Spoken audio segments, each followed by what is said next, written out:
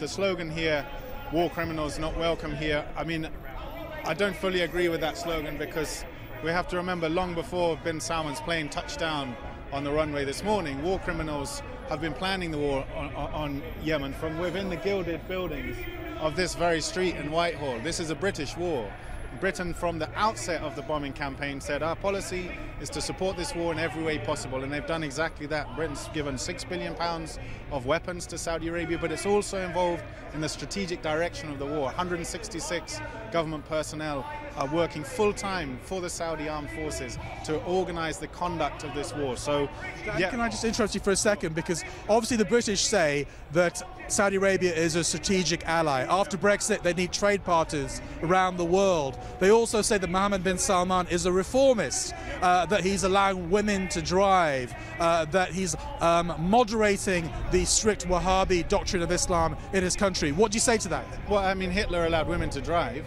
You know, the British Raj, women could drive. It didn't make these places any less than the brutal dictatorships that they were. And should we tolerate the Holocaust on those grounds because women could drive around Nazi Germany? Should we tolerate the Holocaust being inflicted on Yemen because women will be able to drive supposedly in Saudi Arabia from June? It's ridiculous. It's a nonsense. It's a whitewash.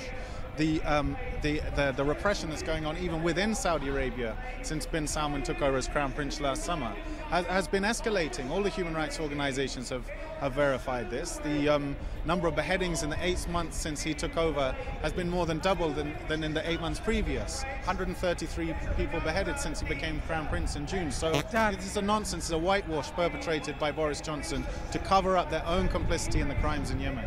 Dan, briefly, my final question to you is, what do you want the British government to do? Do you want them to cut arms sales to Saudi Arabia? Do you want them to cut ties with Saudi Arabia? What are you calling for? We're calling for a complete end to Britain's support for the war in Yemen. So yeah, ending the arms sales, pulling out the British military personnel that are helping him target, involved with the military targeting in the war, pull them out, and the UK has been implementing a diplomatic strategy of blocking any UN moves to hold the Saudis to account, even to the level of just a fact-finding mission. So they need to basically end all those levels of support for this war, because it's a war that's putting 8 million people now on the brink of famine, killing 130 children, starving to death every day. It's absolutely disgusting. Thank you very much, Dan Glazebrook.